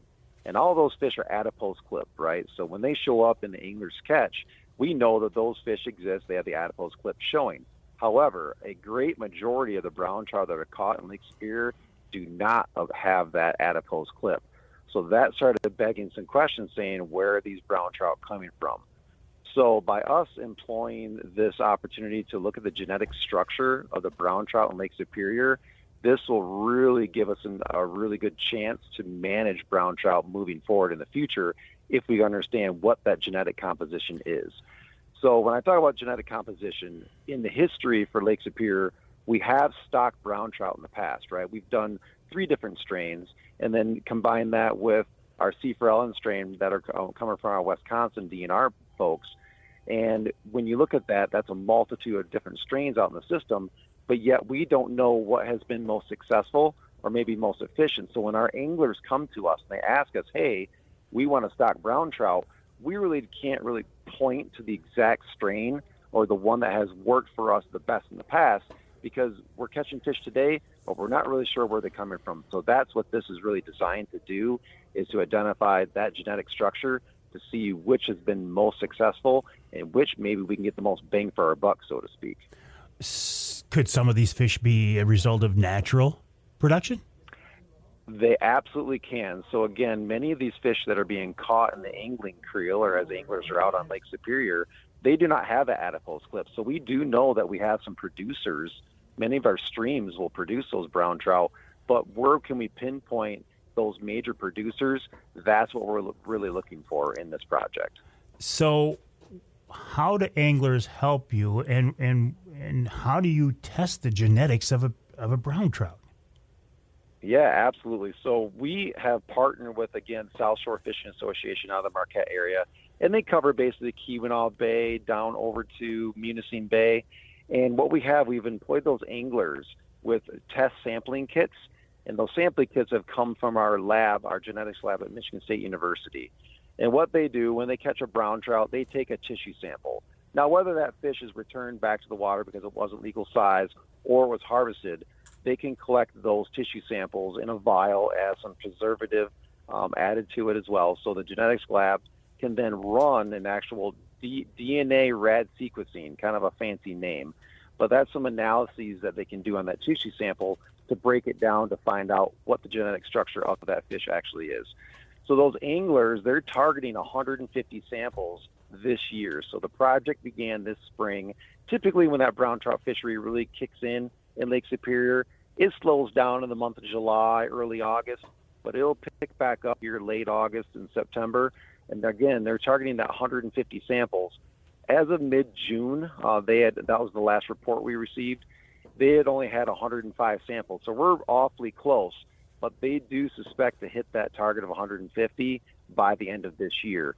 So once we have all 150 samples from Lake Superior, again, we'll send those to the Michigan State's genetics lab. But we also are collecting samples from our area streams through our field crews through Michigan DNR Fisheries Division. those streams are going to really inform us with what that structure is for those populations and potential contributors. Cory, this is pretty high-tech stuff here. Yeah, it's pretty exciting. I got to be honest. I'm definitely not the genetics expert. I will lean on Jared Hamala at Michigan State. He's our new geneticist with our perm staff for Michigan DNR Fish Division. So I'll lean on him for that expertise. But it's really cool to be able to partner with a group like South Shore Fishing Association, but also have their interest for what their goals might be and how they can maybe overlap with what our goals are in our Lake Superior Management Plan. Cory, appreciate the insight into this project. It's very, very exciting. Of course, the website for the Michigan DNR, michigan.gov/DNR, michigan.gov/DNR. I will be interested to see how this all turns out. We'll take a break here in the Outdoor Magazine Show. When we come back, we're going to wrap up this second hour with the Ask Avery question. And the Ask Avery question is, where do we find a hunter safety class? I'm getting asked that all the time lately.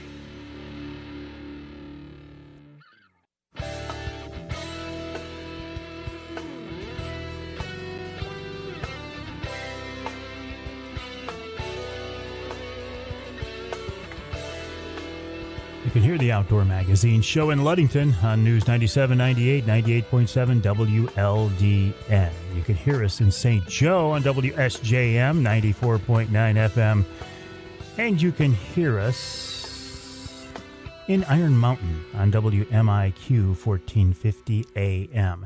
The Ask Avery segment is brought to you each week by the good folks at Security Credit Union. Security Credit Union loves to work with outdoorsmen and women, and they can help you with your next outdoor adventure. Check them out online at securitycu.org. That's securitycu.org. You know this by now. But the Ask Avery segment is your chance to get involved in the content of the show. You can shoot me a question. It can be something you want me to answer directly or something you want me to pass along to the folks at, I don't know, MUCC, DNR, maybe somebody I have access to a little easier than you do. The best way to get those questions to me is to send me an email. Mike at MikeAveryOutdoors.com. That's Mike at MikeAveryOutdoors.com. That's not what Eric Resner or Marlene Tomzik did. They sent me Facebook messages. Please don't send me Facebook messages. I mean, you can send them to me, but there's a good chance I won't see them. If you want me to see something, send me an email to Mike at MikeAveryOutdoors.com. However, Eric and Marlene, I did see your questions here, so I guess it was effective. Both of them are asking, where can they find hunter safety classes for their kids? This is a question I get all the time this time of year. And, I don't have the answer to that. I mean, I think I do. But the guy who really has the answer is Corporal Doug Hermanson, who is with us now on the Outdoor Magazine phone line. Doug, welcome to the show. Appreciate your time. How are you? I'm well. You, I bet, get this question often too, don't you? We do. And? All of our classes are posted online to a single website. It's owned by Calchemy, which is a private company that owns and maintains it, and the state pays a lease for it. So you'll actually be navigating away from the state of Michigan site. Now you can search and navigate directly to that Calchemy site, or you can get to it through a DNR website, which is michigan.gov/DNR. But rather than try to remember either of those, the easiest way to find it would be open your favorite search engine, Google, for example, and just type in Michigan DNR Hunter Safety. And in your search results, somewhere near the top will be State of Michigan sites. One will say Hunter Safety Certificate. That'll explain the different classes that are offered. And within those descriptions, it'll be hyperlinked text which take you to that Calchemy site. Or in your search results, click on a link that's called Recreational Safety and Hunter Education. That'll open the recreational safety page of the DNR website. And there'll be a button right in the middle that says Search for Classes. That also takes you to that Calchemy site. So everything is done online through that site. And all classes are posted. Go ahead. No. So what I want to do is a search for, and I just did this. What did I put in? Exactly what you said. I put in Michigan DNR Hunter Safety. It took me to the sites you're talking about. So Doug, is there nothing available in person anymore? Are these all online now? No. One of the first links you get to is a Hunter Ed site, huntered.com. That is where you can take an online portion of a traditional course, but everybody's required to do an in-person field day component. So you can't take Hunter Ed entirely online, but you can take the bookwork online. I feel like that is what, I don't want to say what the department is pushing people toward, but it's becoming more and more popular, right? The online as opposed to in-person. Even though we got to wrap it up with an in-person thing, most of the courses online these days. I don't have the numbers in front of me, but a pretty high percentage of the students are taking it online.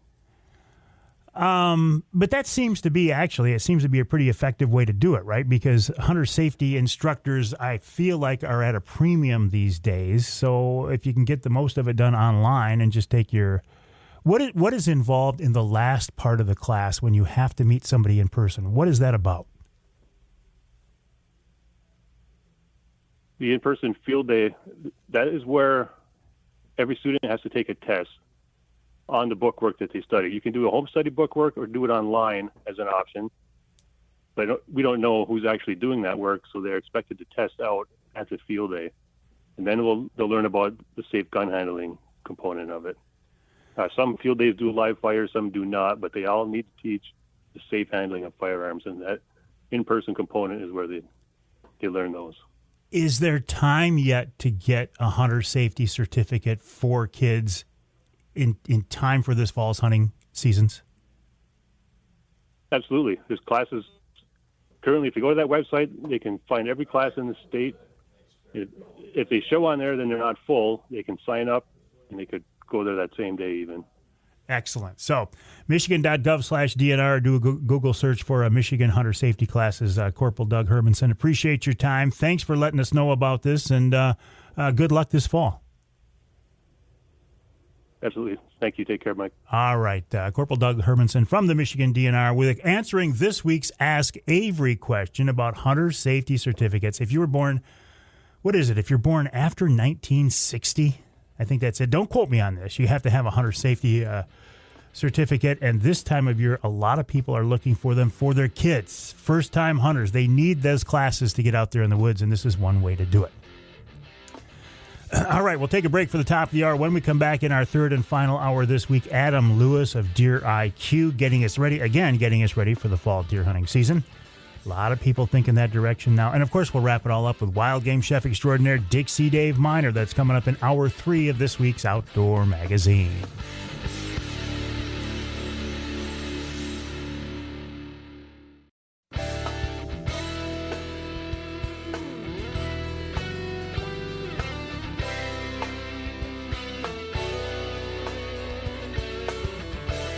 Time now for Michigan's #1 outdoor radio show, Mike Avery's Outdoor Magazine. Mike Avery has covered the outdoors in Michigan for more than 4 decades, and that tradition continues today. Outdoor Magazine is brought to you by Jay's Sporting Goods, the Yater Insurance Group, Angler Quest Pontoons, The Forward Corporation, Security Credit Union, Offshore Tackle, Hammond Drives and Equipment, Garber Chevrolet, the West Branch Visitors Bureau, Rapid River Knife Works, and by Michigan Brand Meats. Now, here's Mike Avery. Yes, indeed. This is the big guy, Mike Avery. Thank you, Ken Hunter, for that introduction. And welcome to hour number 3 of this week's Outdoor Magazine radio show, right here on the Outdoor Magazine radio network on more than 30 radio stations across our great state of Michigan. And so glad to have you along with us as we continue this celebration, talking about the history and tradition of the outdoor lifestyle here in the great state of Michigan and beyond. As our summertime continues to wind down, and, you get mixed results depending on who you talk to this time of year. Oh, I don't want to see summer go. Or a lot of people say, you know what? I'm kind of glad to see summer go. Let's work our way into fall. And a lot of people now are thinking about the fall season coming up fast. Now, for me, the fall hunting season actually kicks off next week. I mean, I'm heading to White River, Ontario, Canada for a bear hunt. That's just around the corner. That kicks off my fall hunting season. For most people, the fall hunting season kicks off with the fall deer season. Deer hunting here in Michigan, I don't know, it's an interesting passion, pastime, whatever you want to call it. I mean, it's been part of our history and tradition here for generations. And people are so passionate about deer hunting here. You want to start an argument in Michigan, you talk politics, religion, or deer hunting. A lot of hardcore hunters out there. The thing I like about deer hunting is it is what it is. It is what you want it to be. You can be as casual and as easygoing as you want, or you can be pretty hardcore. Adam Lewis, I would put in the hardcore category. He started a franchise called Deer IQ. In fact, his website is deeriq.com. He's also got a very good podcast and does a lot of online stuff about helping deer hunters become better deer hunters. And he's not waiting till the deer season to get started. He's talking about it and thinking about it and doing it right now. And he's with us now on the Outdoor Magazine phone line. Adam, welcome back. How are you? Good, Mike. Thanks for having me. Now, listen, always a pleasure. In fact, right now we find you in the deer woods getting ready, right? Yeah, I'm actually down in Ohio at the moment, and I had to get out of the woods to come talk with you, but no, it's a good opportunity to do that. Well, and yeah, just checking things out, making sure everything's set down here. Their season starts a little before Michigan's, but yep, I'm in it right now. Well, and I appreciate you taking the time to talk to us. Why Ohio? That's a big buck state, isn't it? It is, yeah. And probably about 12 years ago, I started looking for areas to hunt down here. It's really just an alternative, just another state to hunt. More opportunity, and it's a close state to Michigan drive-wise, where you can get into some pretty good hunting. So started doing that, and I just kept doing it the last 12 years or so.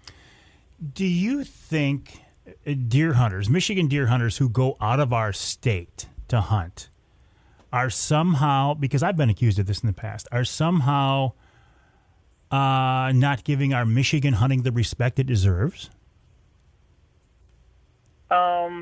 I don't know about that. I think they want opportunities they can't get in Michigan.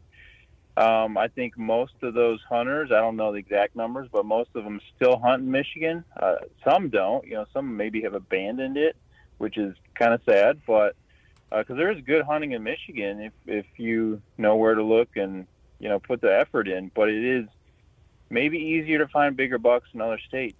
But I think, a lot of hunters nowadays are hunting multiple states because it's just available and they want to get on bigger deer. So that's, I guess, one of the beefs and arguments in Michigan is, what are we managing for type thing. You can get pretty in-depth into that. But, yeah, I wouldn't downplay it, but I think it is a thing. Some people want to get bigger deer and they feel they can't do that in Michigan. Well, and Ohio, I think you can still buy a tag right over the counter, which makes it very appealing. Yep, it is, and it's not too expensive. Some states are really upping their the fee for out-of-staters for a lot of different reasons. So that makes it a little more difficult for some people. So, yeah, there is maybe more of a culture nowadays to, trophy hunt type things. I look at it as more as just opportunities, like I try to do 2 or 3 states a year on my schedule, and it's just more opportunity to get in the woods, get more experiences, and still enjoy Michigan as well. I do most of my hunting in Michigan still anyway, So what are you doing there right now? You're getting ready for the season. What are you doing specifically? Yeah, so I'm trying to just make sure stands that I have. So I hunt permission property. I don't pay for anything, but I have stands down here already. So I'm just checking those out, making sure they're safe. I'm also setting up baiting is legal down here, so I will put out salt licks, a few feeders, more for just keeping deer on the property. When you have states that allow baiting, everybody baits. So you kind of have to at least get to that level to keep deer around on the different properties. But I'm doing that. But the big thing I want to do is make sure everything's set and then start taking inventory with trail cameras. So I'm putting out a lot of trail cameras. I'm putting out mock scrapes to try to, first get an inventory of the deer that are here and see if there's deer I want to shoot, which will kind of dictate when and where I hunt. And also just start habituating deer where I want them to with some of these things like mock scrapes, which can be really effective, especially in Michigan where you can't bait in the lower peninsula. I think the most effective thing you can do is start doing mock scrapes right now and start habituating deer to, start showing up where you can actually hunt them instead of chasing them around all fall. Like start getting them in the habit of visiting where you can hunt them pretty easily. So you keep your stands up year round? I do. Yep. So it's checking those over for safety. Sometimes you have to replace straps and things, and you're checking all the components, just making sure everything's still good and safe, and sometimes replacing some of those. But yeah, all that safety type stuff. And then, finding new locations too. Sometimes the land changes over the years, like 10 years ago when I was hunting here, the forest has changed, right? And so the deer will also change behavior because of that. So it's just constantly assessing, I guess, what's going on and just trying to prep for fall and get a good idea of what deer are here. And if you can start getting any patterns on them to help you, a couple months into the fall. You make a very interesting comment, too, about baiting, because I've seen this in Ohio and Kansas. Even if you're not going to hunt directly over bait, having bait on your property, because everybody around you does, kind of levels the playing field. Yep. Yeah, some people don't like it. They absolutely hate bait. But the reality is, and if you look at the outfitters down here in Ohio, a lot of them bait heavily. And so you're competing with that. So the reality is it'll suck deer to a certain location. Just like, in Michigan in the summers, you got bean fields. It will attract and suck the deer in a whole area to potentially one field, right? We've all seen that. And so it's just the reality of where it's legal to bait. If you aren't doing it, you're automatically kind of in a hole already. Like it or not, you kind of got to keep up at least to have something for them there on your property, just because of the competition factor. Man, a bean field this time of year is like a deer magnet, isn't it? Oh yeah, yep. And it's a great spot to, another thing I'm doing is observing. Right now it's great to glass, right? So you got agricultural fields. It's low intrusion, right? You can just see what's out there. And, keep in mind that these deer a lot of them will move to a fall range before, our October 1st season starts. But some will stay put. So it's just, in an area, getting an idea of what's there. If you have certain criteria for what you want to shoot, you can at least kind of get an idea of that.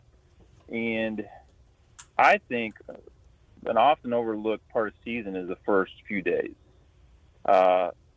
Deer are many times still on summer patterns, and if you can get a pattern in the summer on a deer, you can get a quick, hunt on them before they figure out they're being hunted many times. And so that's all stuff you can do right now, some of it right from your car or truck, blasting these fields and just trying to pattern deer and seeing what's where and just collecting all that data. It's a great time to do it. And not wait till season, because then you're kind of trying to play catch it. Adam, hang tight. We got to take a break here in the Outdoor Magazine Show. We're talking with Adam Lewis of Deer IQ, his website, deeriq.com. That's deeriq.com. About getting ready for the fall hunting season, preseason stuff. As Adam said, don't wait till the season starts. If you wait till the season starts, you're behind the eight ball. Start doing these things now to be ready for when the season does start. You're ready to rock. Adam Lewis of Deer IQ, deeriq.com. We'll take a break. More with Adam coming up right here on Outdoor Magazine.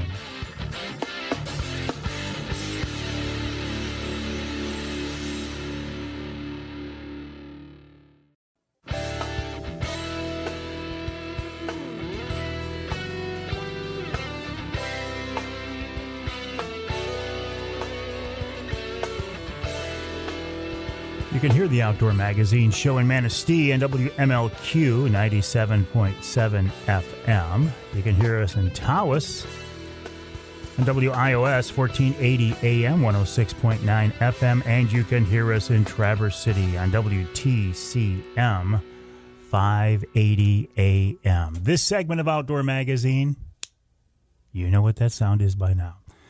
That is the sound of my Rapid River knife locking back open. I just took it out of my pocket, but wait, this isn't my usual Rapid River knife. This is something different. This is something new.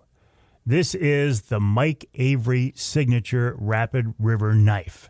This is a prototype that's in my hands, but you can now order the production model of this knife with a blood red acrylic and maple burl handle. Go to the website, rapidriverknifeworks.com, rapidriverknifeworks.com. The proceeds from this knife are going to a group called Outdoor Driven. Outdoor Driven was formed to get first responders and veterans on outdoor adventures to help them deal with some of the stress and trauma they've had to be subjected to over the years.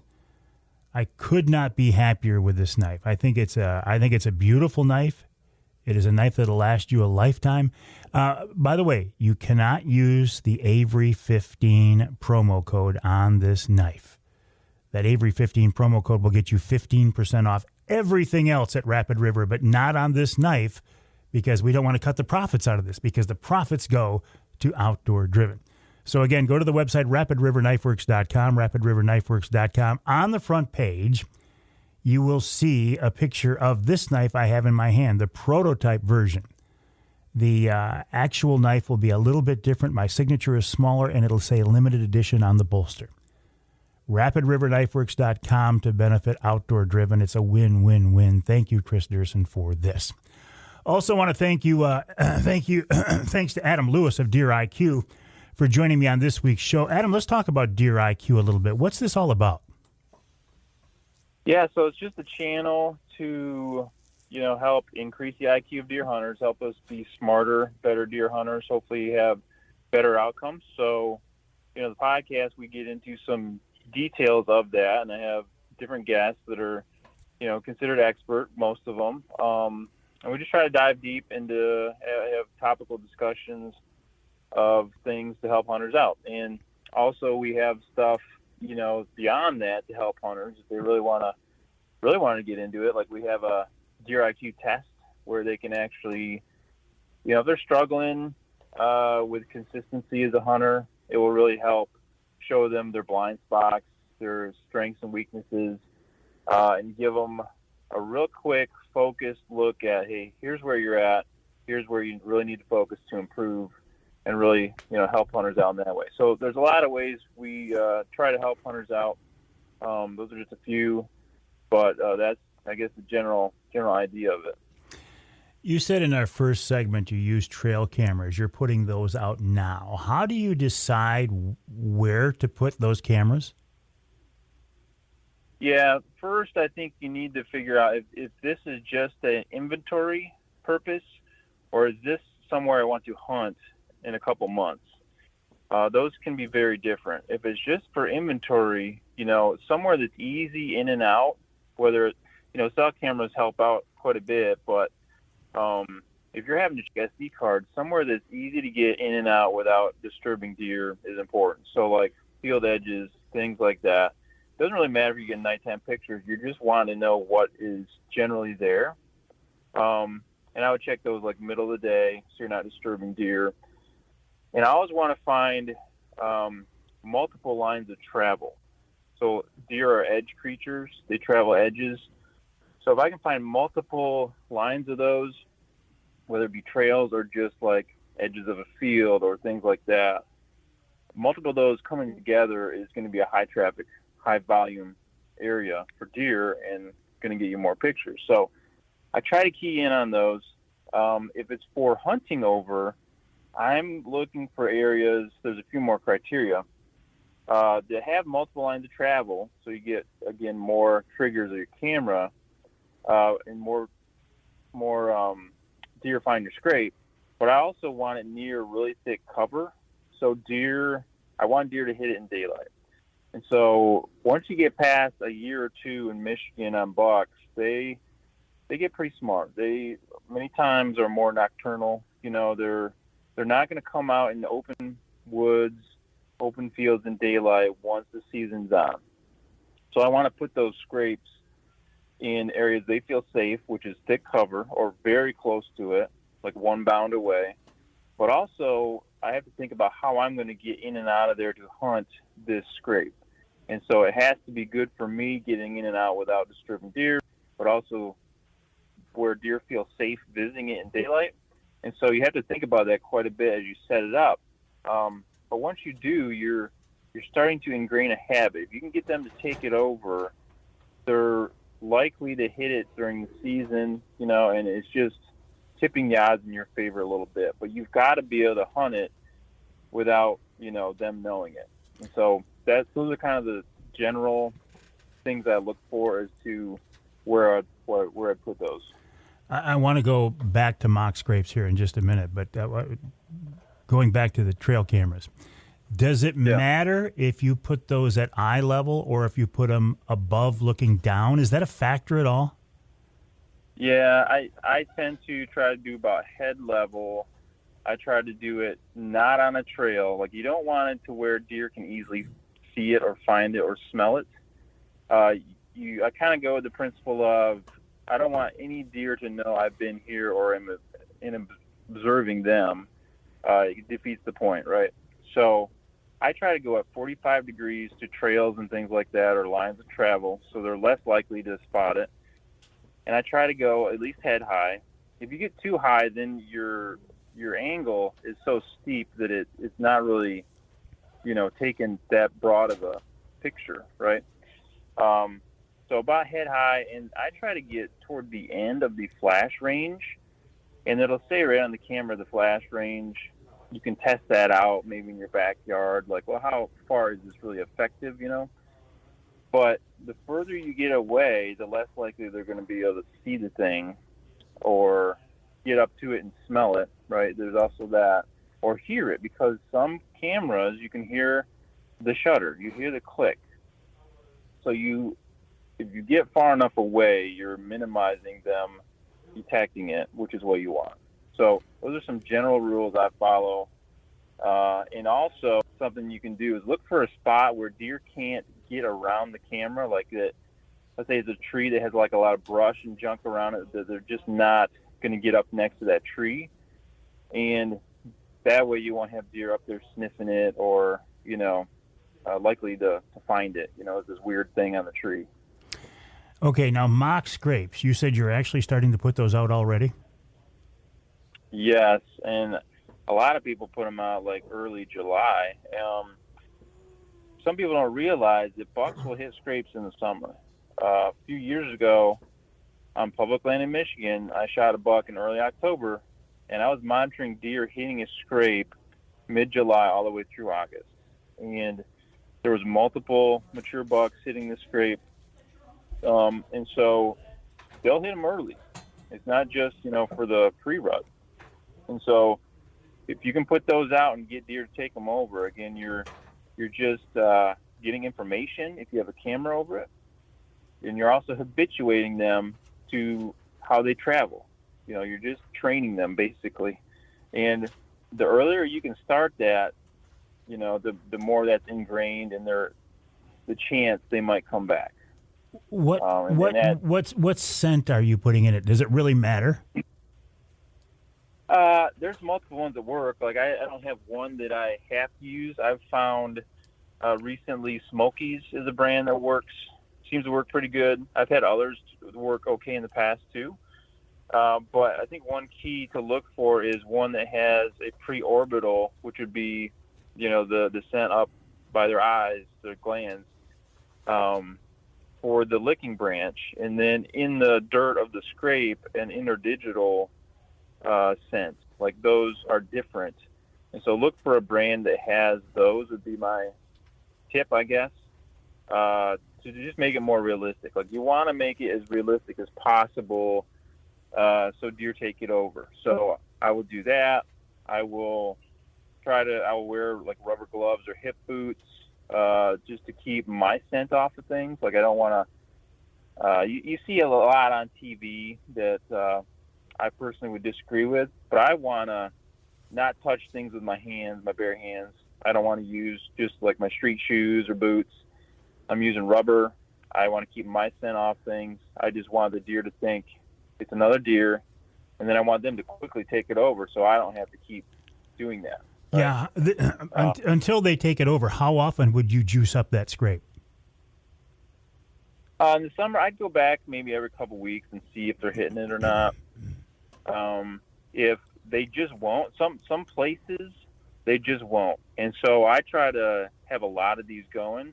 And if they won't take it over and you're juicing it every couple weeks and they just won't, I'd just go elsewhere. It's kind of telling you that there's not a willing participant there at the time. You could maybe circle back, during season, just to see, because maybe they know that it's there, right? If there's bucks there, they know it's there. They just don't want to, for some reason, take it over.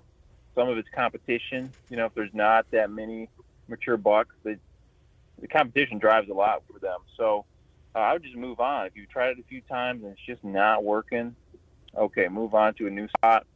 That's why I have a lot of them. But if you have like your spot on private land, I'd say every few weeks, and as you start getting in season, maybe every week. But ideally, they're going to start making their own scrapes, and hopefully we'll take it over. Well, I appreciate the input and the insight into getting ready for the season, because it's not that far away at this point, is it? It isn't. No, it's going to come quick. Yeah, and as you say, don't wait till the season to get ready. Do it now. Adam Lewis of Deer IQ, deeriq.com. I enjoy our conversations. Good luck to you this fall, and we will certainly be in touch. You too. Thanks, Mike. Adam Lewis of Deer IQ, deeriq.com. This whole concept of mock scrapes I find very interesting. I use them a lot. I mean, not that I'm a hardcore deer hunter or an expert anymore, but I'll put out mock scrapes early in the season. And then when I find one that it is, almost always, the deer will take it over. And that's fun to watch, right? You start something that attracts a deer, and then deer take it over. I mean, how cool is that? We'll take a break here in the Outdoor Magazine show. When we come back, a few more thoughts, and then, of course, we'll wrap it all up with wild game chef extraordinaire Dixie Dave Minar, who had a monster buck in his driveway the other day.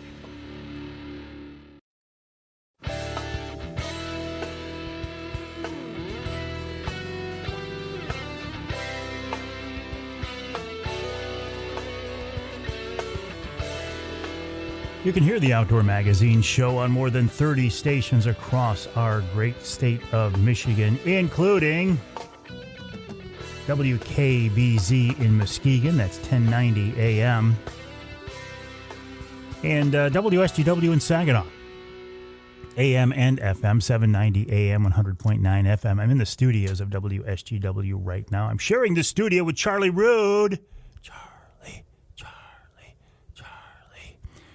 You can hear Charlie on WSGW AM and FM pretty much every day of the week, pretty much all day long, because the guy never goes home. He pretty much lives here. And as a result, he is a broadcasting icon. What is it, Charlie? 75 years for SGW now? Yes. August what? 11th, Monday. Oh, August 11th, Monday, the 75th anniversary of WSGW. Congrats to Charlie and everybody here at WSGW. Of course, Charlie was here 10 years before the station started. No, that's actually Art Lewis.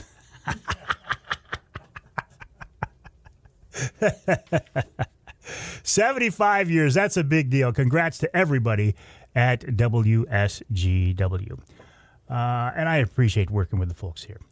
Okay, so what else is going on? I made myself some notes. Can you hear this? Tick, tick, tick, tick, tick, tick, tick, tick. That's summertime slipping away. Not slowly, not subtly. It's like summertime is ticking away fast. If you've got things you want to get done, do them now because time is running out. Lake Michigan salmon on fire right now. I am getting ready for my bear hunt in White River, Ontario, Canada. I'll be heading up there very soon now, hunting with Ron St. Louis of Northern Wilderness Bear Outfitters. As I go there this year, it's been, let's see, has it been 1 year? did I miss just last year or 2 years? It's been a couple years since I've been up there. Because last year I shot my first Michigan bear. So I will not be extremely selective. I'm not going up there waiting for a 300-pound bear. If a 300-pound bear walks in front of me, I will shoot him. Will I wait for a 300-pound bear? No. I'm not going up there for a trophy. I'm going up there for bear meat. I don't have any more room for bear mounts. I have no more room for shoulder mounts. I have a full-size bear in my office, life-size black bear standing on his hind legs. I don't have any more room for bear rugs. So I'm going up there strictly for meat. In fact, I will give the hide away to either a hunter up there or Ron or maybe Scott Keatsman of Linwood Taxidermy. So will I shoot a small bear? No, not intentionally. Bears are very hard to judge. I think at this point I have hunted bears enough. I've seen enough bears. I've shot enough bears where I'm not going to make a mistake and unknowingly shoot a small bear. I think I've got a pretty good handle on how to judge them. But I think any bear, honestly, any bear 200 pounds or more that walks in front of me, I'll shoot it. I will shoot it, bring the meat home, and be very happy about it. We love bear burger. We love bear brats.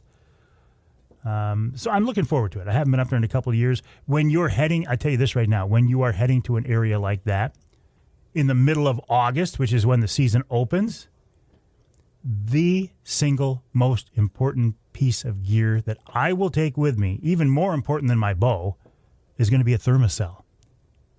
Thermocells are the real deal, and you could not, most years, sit in the Canadian bush in the middle of August without a thermocell because the mosquitoes would drive you absolutely bonkers. When you go out there to set up your blind, they'll swarm you. I mean, they're bloodthirsty, aggressive critters, and they will swarm you. So you get that blind set up as quick as you can, then I duck in the blind and I fire up a thermocell. Because that thermocell will force every mosquito in there. It'll force them out of the blind and then set up like this invisible barrier where you'll see them. You'll see them swarming outside the blind. They'll want to come in the blind to get you. They come in, they smell that thermocell smoke, and they turn around, they leave. It is the most rewarding situation to be in. And I have never seen an example of where I knew a bear to be turned away by thermocell smoke. In fact, I have on video, I have video of a bear walking through thermocell smoke into the bait. It was a situation where we had a couple of hunters in the blind, and they both had thermocells going, and there was a blue smoke wafting toward the bait. Didn't seem to bother the bears at all. And bears are not blind shy. They're somewhere between whitetails and turkeys. Like a white-tailed doe, the first time she sees a blind, she'll turn herself inside out to get away from it. Turkeys could care less. Turkeys can watch you set up a blind, and they'll come to your decoys anyway. Bears are kind of in between. I don't find them to be really very blind shy. They're curious. I have lost several blinds to bears who were curious, who came in, fortunately, not while I was sitting in the blind, and just pushed the blinds in and ripped them up because they're curious. Bears are extremely curious. They will. Every bear I've ever shot, I think, knew I was there, but they don't care. They're curious and they're hungry and they want to come in and eat. And it's a fascinating experience. The first couple of years up there, I hunted from a tree stand. I soon realized I wanted to be at ground level, up close and personal ground level. That's what I like. So can you tell I'm starting to get a little excited about it? Don't forget about the new Avery Signature Rapid River Knife. Go to rapidriverknifeworks.com, rapidriverknifeworks.com. You can order now. They will be shipped in a couple of weeks. You cannot use the promo code because proceeds are going to a group called Outdoor Driven. rapidriverknifeworks.com. Order the Avery knife now. I think you'll like it. We'll take a break here in the Outdoor Magazine show. When we come back, we'll wrap it all up with wild game chef extraordinaire Dixie Dave Minar.